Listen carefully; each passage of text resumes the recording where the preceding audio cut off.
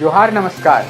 झारखंड समेत देश दुनिया की तमाम बड़ी खबरों में से कुछ प्रमुख खबरों पर आइए नजर डालते हैं। जोहार दर्शकों, स्वागत है आपका आज के ताज़ा समाचार बुलेटिन में। हम आपके लिए लेकर आए हैं झारखंड और देश दुनिया की बड़ी एवं महत्वपूर्ण खबरें। तो चलिए बिना देर किए शुरू करते हैं। सबसे पहले बात झारखंड की। झारखंड में 1 अप्रैल 2026 से नया बिजली टैरिफ लागू हो रहा है, जिसमें JBVNL ने घरेलू, व्यावसायिक और औद्योगिक तीनों श्रेणियों में प्रति यूनिट दरों में बढ़ोतरी कर दी है। इस बदलाव से शहरी घरेलू उपभोक्ताओं को अब 6.85 के बजाय 7.40 रुपये और ग्रामीण उपभोक्ताओं को 6.70 के बजाय 7.20 रुपये प्रति यूनिट का भुगतान करना होगा। उद्योगों और व्यावसायिक प्रतिष्ठानों पर भी इस वृद्धि का सीधा असर पड़ेगा, जिससे उत्पादन लागत और उपभोक्ताओं का मासिक बिल बढ़ना तय है। झारखंड के स्वास्थ्य मंत्री डॉक्टर इरफान अंसारी के गृह जिले जामताड़ा में उपायुक्त DC रवि आनंद के औचक निरीक्षण के दौरान सिटी हॉस्पिटल और मंगलम नेत्रालय में गंभीर अनियमितताएं और फर्जीवाड़ा सामने आया है। जांच में पाया गया कि आयुष्मान भारत योजना के तहत एक माह में 600 मोतियाबिंद ऑपरेशनों का दावा करने वाला सेंटर बंद मिला और मरीजों के दिए गए मोबाइल नंबर भी फर्जी निकले। अस्पतालों में बिना लाइसेंस की दवा दुकानें, डॉक्टरों की अनुपस्थिति और प्रशिक्षितों के बजाय अन्य कर्मियों द्वारा मरीजों की जांच व इलाज जैसी कमियां मिलने पर DC ने संस्थानों को सील करने और संचालकों पर कड़ी कार्रवाई के निर्देश दिए हैं। गुमला के मुरकुंडा कैंपस में सचिव पर करीब 30 लाख रुपए के गबन और 3 साल से नई कमेटी को कार्यभार नहीं सौंपने का गंभीर आरोप लगा है। नवनिर्वाचित अध्यक्ष और कार्यकारिणी सदस्यों ने सदर थाने में सचिव रामजन साहू के खिलाफ प्राथमिकी दर्ज कराई है, जिसमें ऑडिट रिपोर्ट के आधार पर खाद बीज उपकरणों की खरीद में अनियमितता और नियमों के उल्लंघन का जिक्र है। झारखंड में अफीम के खिलाफ अभियान के बावजूद तस्कर फिर से सक्रिय हो गए हैं, जिसका खुलासा नवीनतम सैटेलाइट इमेज से हुआ है, जिसमें कई जिलों में अफीम की फसल तैयार होने के संकेत मिले हैं। नार्कोटिक्स कंट्रोल ब्यूरो NCB ने सैटेलाइट तस्वीरों और अफीम की खेती वाली चिन्हित जगहों लोकेशन के साथ झारखंड CID को पत्र भेजकर तत्काल कार्रवाई करने और फसल को नष्ट करने का निर्देश दिया है। रिपोर्ट के अनुसार चतरा जिले में सबसे ज्यादा 10 जगहों पर अफीम की खेती पाई गई है। इसके अलावा खूंटी, हजारीबाग, लातेहार, वेस्ट सिंहभूम, रांची के बुंडू तमाड़ में और पतरातू में भी अवैध खेती के संकेत मिले हैं। झारखंड सरकार ने रामनवमी के अवकाश में संशोधन करते हुए अब 26 मार्च के बजाय 27 मार्च शुक्रवार को सरकारी छुट्टी घोषित की है। कार्मिक विभाग की अधिसूचना के अनुसार 26 मार्च गुरुवार को सभी सरकारी कार्यालय सामान्य दिनों की तरह खुले रहेंगे। CBI ने दक्षिण पूर्वी रेलवे के एक मुख्य वाणिज्यिक निरीक्षक को ठेकेदार से बिल भुगतान के बदले 50,000 रुपये की रिश्वत लेते रंगे हाथ गिरफ्तार किया है। आरोपी अधिकारी ने लंबित बिल पास कराने के लिए 10% कमीशन की मांग की थी, जिसके बाद CBI ने जाल बिछाकर यह कार्रवाई की और अब उसके ठिकानों पर छापेमारी जारी है। रांची के नामकुम में खेलगांव रोड स्थित गेल इंडिया CNG पंप पर मंगलवार देर रात 6 हथियारबंद अपराधियों ने पिस्तौल और चाकू के दम पर कर्मियों को बंधक बनाकर 12,000 रुपये और 3 मोबाइल लूट लिए। पुलिस CCTV फुटेज के आधार पर जांच में जुटी है, लेकिन शहर में पेट्रोल पंपों के पास लगातार हो रही ऐसी वारदातों ने सुरक्षा व्यवस्था पर गंभीर सवाल खड़े कर दिए हैं। निरसा चिरकुंडा क्षेत्र में बिजली विभाग द्वारा बकाया बिल का हवाला देकर अचानक 2000 से अधिक स्मार्ट मीटर उपभोक्ताओं के कनेक्शन काटने से लोगों में भारी आक्रोश है, जिसके बाद काफी संख्या में उपभोक्ता विद्युत कार्यालय पहुंचे। उपभोक्ताओं ने शिकायत की कि उन्हें महीनों से बिल या कोई मैसेज नहीं मिल रहा था। वहीं विभाग का कहना है कि मोबाइल नंबर लिंक नहीं होने से बिल नहीं जा सका और भुगतान के बाद ही लाइन चालू होगी। रांची में विगत महीने भर से ऐसा चल रहा, उपभोक्ताओं के साथ अपराधी जैसा व्यवहार किया जा रहा और कोई मोहलत नहीं देते, एकमुश्त मांगते हैं सारा बकाया। रांची के महावीर चौक स्थित प्राचीन हनुमान मंदिर में तीसरी मंगलवारी पर महावीर मंडल द्वारा भव्य आयोजन किया गया, जिसमें 15 अखाड़ों का पारंपरिक स्वागत हुआ और नारी सेना ने अस्त्र शस्त्र संचालन का अद्भुत प्रदर्शन किया। अनुशासन और उत्साह के बीच संपन्न हुए इस कार्यक्रम में भारी संख्या में श्रद्धालु उमड़े, जो सामाजिक एकता और सांस्कृतिक विरासत का जीवंत उदाहरण बना। लोक आस्था का 4 दिवसीय महापर्व छठ बुधवार को उल्लास और श्रद्धा के साथ संपन्न हो गया, जिसमें व्रतियों ने उदितमान सूर्य को अर्घ्य देकर परिवार की सुख समृद्धि की कामना की। सुबह से ही शहर के विभिन्न घाटों पर श्रद्धालुओं की भारी भीड़ उमड़ी और रंग बिरंगी लाइटों व फूलों के बीच भक्तिमय माहौल में पर्व का समापन हुआ।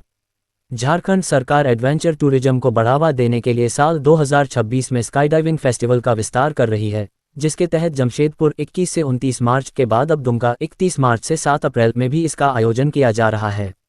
मुख्यमंत्री हेमंत सोरेन की सोच के अनुरूप पर्यटन विभाग और स्काई हाई इंडिया के सहयोग से आयोजित यह फेस्टिवल राज्य को रोमांचक खेलों के नए केंद्र के रूप में स्थापित करेगा। गढ़वा SDO संजय कुमार की जांच रिपोर्ट में रामबांध तालाब के सौंदर्यीकरण कार्य में लाखों रुपये की गड़बड़ी उजागर हुई है, जिसमें प्राक्कलन के अनुसार लैंडस्केपिंग, घास, फव्वारा और गजीबो का निर्माण नहीं कराया गया है। रिपोर्ट के अनुसार संवेदक को पूरी राशि का भुगतान वर्षों पहले किया जा चुका है, जबकि पैडल बोट तालाब के बजाय एक कमरे में धूल फांक रही है। पूर्वी सिंहभूम के बहरागोड़ा में स्वर्णरेखा नदी किनारे मिले द्वितीय विश्वयुद्ध के शक्तिशाली अमेरिकी बम को भारतीय सेना की विशेष टीम ने सुरक्षित तरीके से निष्क्रिय कर दिया। सेना ने नदी किनारे रेत में गड्ढा खोदकर नियंत्रित विस्फोट के जरिए बम को डिफ्यूज किया, जिसके बाद पिछले 9 दिनों से भयभीत स्थानीय लोगों ने राहत की सांस ली। भारत मुंडा समाज का एक प्रतिनिधिमंडल पूर्वी सिंहभूम के झाटी झरना गांव पहुंचा, जहां उन्होंने चुआड़ विद्रोह के आंदोलनकारी स्वर्गीय रघुनाथ सिंह भूमिज मुंडा के वंशजों से मुलाकात की और विद्रोह के बारे में जानकारी ली। इस दौरान प्रतिनिधिमंडल ने रघुनाथ सिंह की प्रतिमा पर श्रद्धांजलि अर्पित की और उनके वंशजों द्वारा धरोहर के रूप में सहेज कर रखे गए आंदोलन के हथियार और वंशावली को देखा। रामनवमी 2026 को शांतिपूर्ण संपन्न कराने के उद्देश्य से लोहरदगा में उपायुक्त और पुलिस अधीक्षक के नेतृत्व में शहरी क्षेत्रों में भव्य फ्लैग मार्च निकाला गया। टाउन थाना से शुरू होकर विभिन्न संवेदनशील इलाकों से गुजरे इस मार्च के दौरान सुरक्षा के पुख्ता इंतजाम दिखे, जिसमें सीसीटीवी और ड्रोन कैमरों का भी सहारा लिया जा रहा है। झामुमो ने असम विधानसभा चुनाव 2026 के लिए कमर कस ली है और चुनाव आयोग को 20 स्टार प्रचारकों की सूची भेजी है, जिसमें मुख्यमंत्री हेमंत सोरेन मुख्य चेहरा होंगे। केंद्रीय महासचिव विनोद कुमार पांडेय द्वारा भेजी गई इस सूची में कल्पना मुर्मू सोरेन और महुआ माझी सहित कई प्रमुख नेता शामिल हैं, जो हवाई, सड़क और रेल मार्ग से प्रचार कर पूर्वोत्तर में पार्टी का आधार मजबूत करेंगे। खलारी प्रखंड की बमने पंचायत की पूर्व मुखिया श्रीमती बसंती देवी का कल निधन हो गया। विगत कुछ महीने से वह अस्वस्थ चल रही थी। उन्हें अस्थमा और हृदय रोग की गंभीर समस्या थी, जिस वजह से उन्हें सांस लेने की बीमारी थी। वेल्लोर से रांची आने के क्रम में ट्रेन में सांस लेने में दिक्कत हुई और उनकी सांस अटक गई। दर्शकों, आपको याद होगा उनकी बेटियों के नामांकन को लेकर चल रहे संघर्ष का समाचार आपको हमने इसी चैनल पर दिखाई थी। खलारी प्रखंड की प्रमुख ने उनके निधन को स्तब्ध करने वाली घटना बताया है। उन्होंने कहा, बसंती देवी स्वभाव से बेहद मिलनसार और सहज ही सबकी सहायता में तत्पर रहती थीं। अब देखिए राष्ट्रीय एवं अंतर्राष्ट्रीय सुर्खियां। अमेरिका ईरान युद्ध के 26वें दिन डोनाल्ड ट्रंप प्रशासन ने पाकिस्तान की मध्यस्थता से ईरान के सामने 15 सूत्रीय युद्धविराम योजना की पेशकश की है, जिसे ईरानी सैन्य प्रवक्ता ने मजाक उड़ाते हुए खारिज कर दिया है और लड़ाई जारी रखने का संकल्प लिया है। न्यूयॉर्क टाइम्स द्वारा पुष्टि की गई इस शांति वार्ता की पेशकश पर ईरानी प्रवक्ता इब्राहिम जोल्फाकारी ने टिप्पणी की कि अमेरिका शायद खुद से ही बात कर रहा है। वहीं इजरायली अधिकारियों ने इस अमेरिकी प्रस्ताव पर हैरानी जताई है और वे युद्ध जारी रखना चाहते हैं। ईरान में जारी युद्ध और अली लारीजानी की मौत के बाद कट्टरपंथी पूर्व IRGC जनरल मोहम्मद बागेर जोलगाद्र को देश की सबसे शक्तिशाली सुरक्षा संस्था supreme national security council SNSC का नया प्रमुख नियुक्त किया गया है।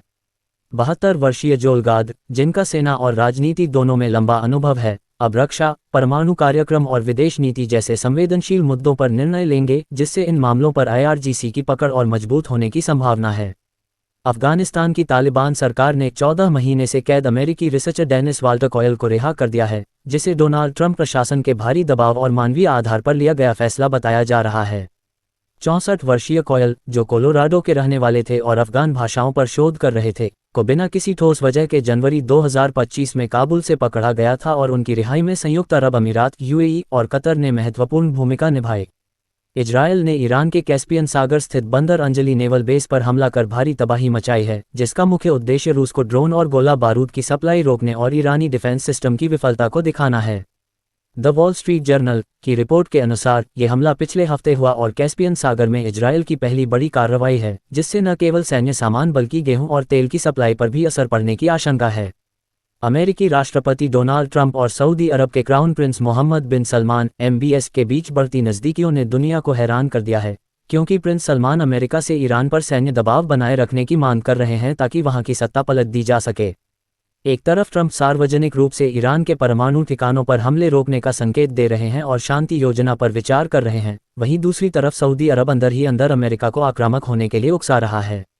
MBS को डर है कि अगर जंग अभी रुक गई तो ईरान फिर से मजबूत होकर उभरेगा, जिससे सऊदी अरब का दबदबा कम हो सकता है। बिहार की समाजवादी राजनीति में लालू प्रसाद और नीतीश कुमार के बाद अब उनके बेटों तेजस्वी यादव और निशांत कुमार के इर्द गिर्द नए पावर सेंटर बनने की प्रबल संभावना है, जो विचारधारा पर परिवारवाद के बढ़ते प्रभाव को दर्शाता है।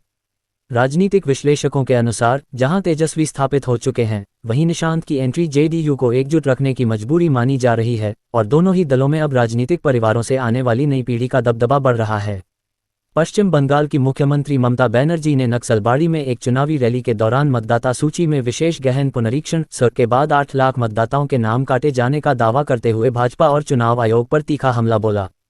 ममता बनर्जी ने बिना फिजिकल कॉपी के वोटर वेरिफिकेशन पर सवाल उठाए और गंभीर आरोप लगाया कि की प्रक्रिया के दौरान तनाव के कारण 220 लोगों की मौत हुई है। साथ ही उन्होंने बंगाल में किसी भी कीमत पर एनआरसी लागू न होने देने की अपनी प्रतिबद्धता दोहराई। पश्चिम बंगाल विधानसभा चुनाव से ठीक पहले निर्वाचन आयोग की वेबसाइट पर तकनीकी खराबी के कारण करोड़ों वैध मतदाताओं का स्टेटस अचानक विचाराधीन अंडर कंसिडरेशन दिखने लगा, जिससे राज्य में हड़कंप मच गया। हालांकि चुनाव आयोग ने इसे सर्वर की त्रुटि बताते हुए 2 घंटे में ठीक कर लिया और जांच के आदेश दिए हैं, लेकिन सत्तारूढ़ तृणमूल कांग्रेस ने इसे मतदाताओं को परेशान करने की साजिश बताते हुए आयोग और भाजपा पर पूरी वोटर लिस्ट को संदिग्ध बनाने का आरोप लगाया है। पटना में ईरान युद्ध की आशंका के चलते लोगों द्वारा पैनिक बुकिंग करने से रसोई गैस एलपीजी का कृत्रिम संकट पैदा हो गया है, जिसके कारण गैस एजेंसियों पर लंबी कतारें लग रही हैं और उपभोक्ताओं को सिलेंडर के लिए 10 से 15 दिन का इंतजार करना पड़ रहा है। हालांकि प्रशासन ने गैस की कमी से इनकार किया है, लेकिन कुप्रबंधन और तकनीकी खामियों के बीच डरे हुए लोग इंडक्शन चूल्हे जैसे वैकल्पिक इंतजामों की ओर भाग रहे हैं। ये थी आज की बड़ी खबरें। अगर आप ऐसे ही अपडेट्स पाना चाहते हैं तो हमारे YouTube चैनल को सब्सक्राइब करें, Facebook पेज को लाइक करें और इस वीडियो को लाइक एवं शेयर जरूर करें। फिर मिलेंगे अगले बुलेटिन में, तब तक के लिए जोहार और नमस्ते। कैसी लगी हमारी ये खबर हमें बताइएगा ज़रूर।